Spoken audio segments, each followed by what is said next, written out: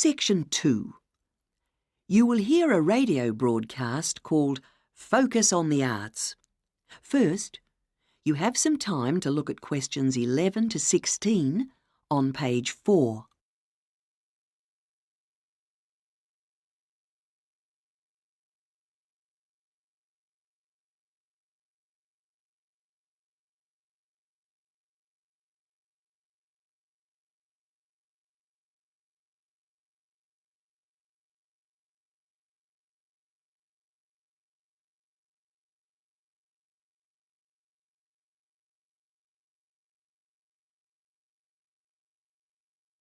Now listen carefully and answer questions 11 to 16.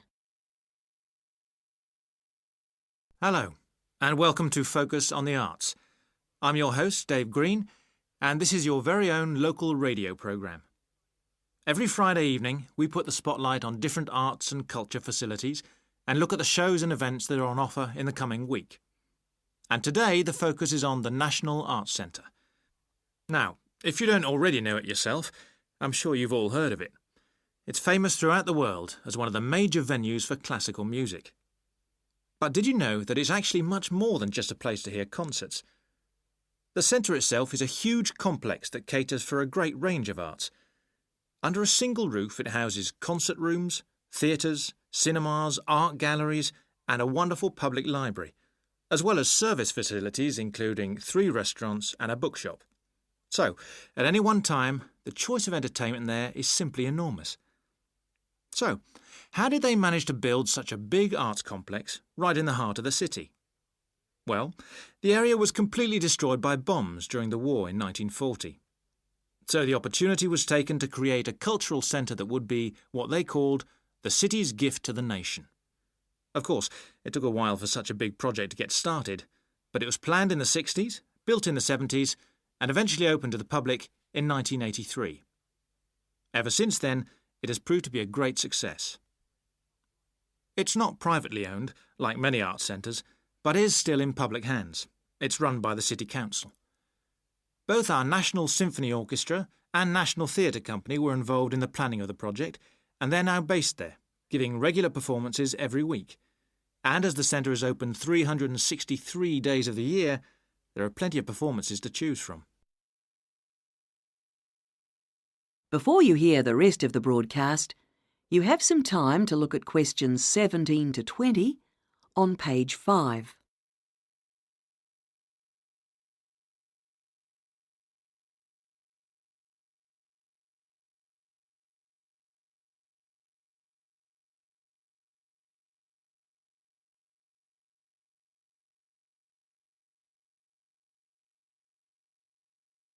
Now listen and answer questions 17 to 20.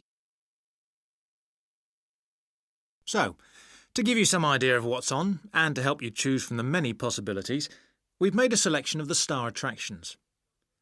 If you're interested in classical music, then we recommend you go along to the National on either Monday or Tuesday evening at 7:30 for a spectacular production of The Magic Flute, probably the most popular of all Mozart's operas. It's in the Garden Hall, and tickets start at only £8, but you'll have to be early if you want to get them that cheap. And remember, it's only on for those 2 evenings. For those more interested in the cinema, you might like to see the new Canadian film, which is showing on Wednesday evening at 8 p.m. in Cinema 2, and that's called 3 Lives. It's had fantastic reviews, and tickets cost just £4.50, which is a reduction on the usual price of £5.50. So, it's really good value, especially for such a great movie. But you can see the centre's main attraction at the weekend, because on Saturday and Sunday, 11 a.m. to 10 p.m, they're showing a wonderful new exhibition that hasn't been seen anywhere else in Europe yet. It's a collection of Chinese art called Faces of China. That's in Gallery 1, and it has some really fascinating paintings and sculptures by leading artists from all over China. And the good news is that it's completely free, so don't miss it. So why not go along to the National Arts Centre next week for one or all of these great events? And you can always pick up a programme and check out all the other performances and exhibitions on offer, or coming soon, on almost every day of the year. Next week, we'll be looking at the new Museum of Science.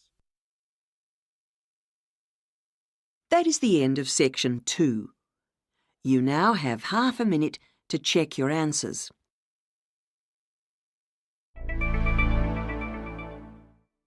You'll hear the librarian of a new town library talking to a group of people who are visiting the library. OK, everyone.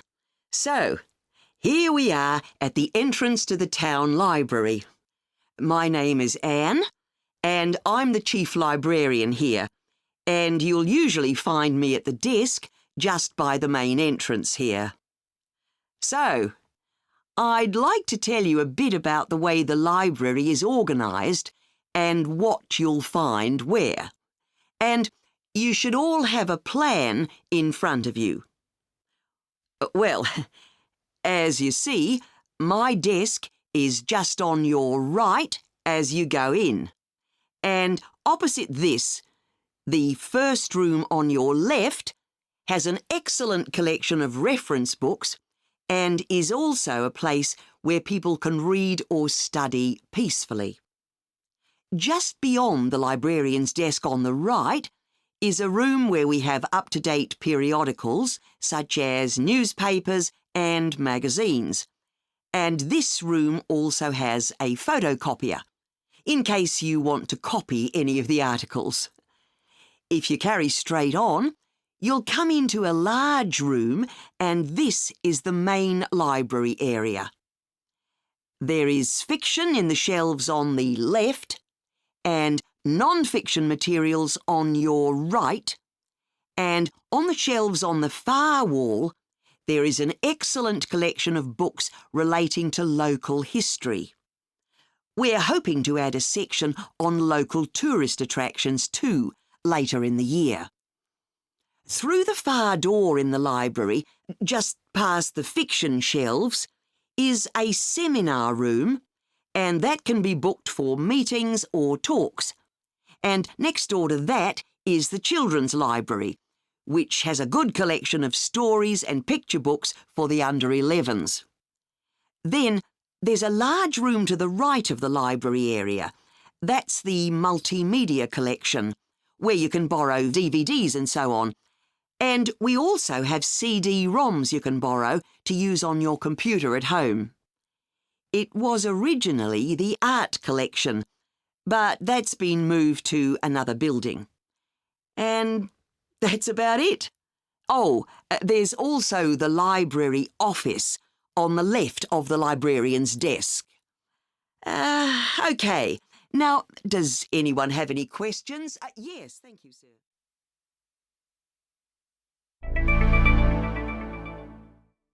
Section 3. You will hear part of a seminar entitled Understanding the World's Oceans, given by a climate scientist. First, you have some time to look at questions 21 to 25 on pages 5 and 6.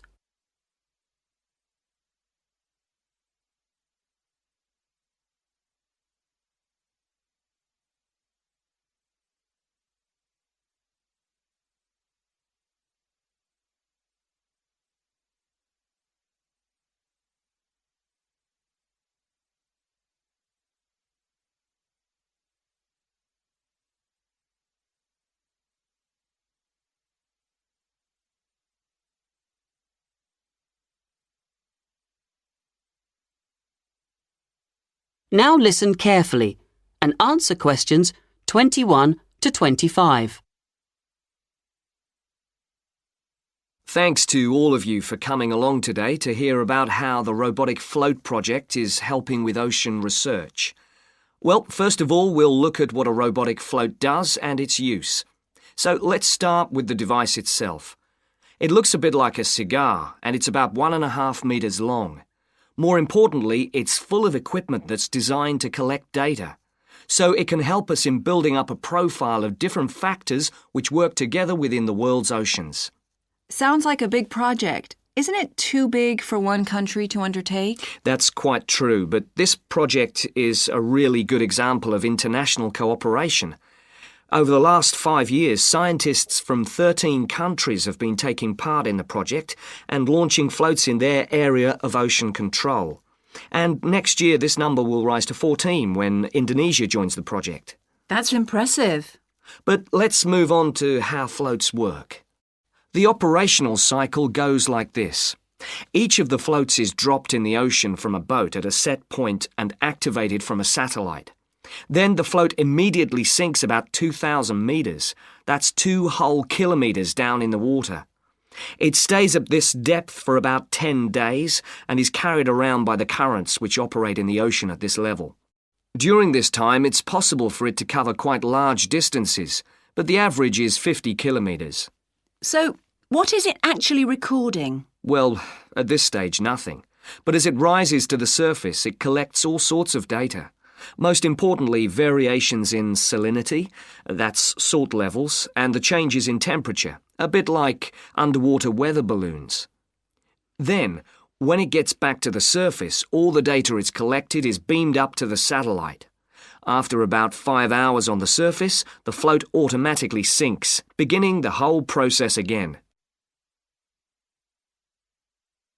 Before you hear the rest of the conversation, you have some time to look at questions 26 to 30 on page 7.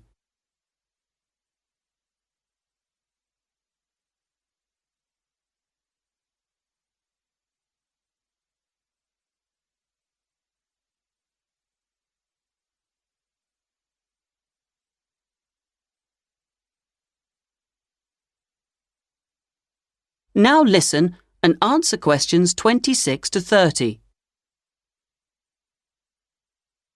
What happens to the data?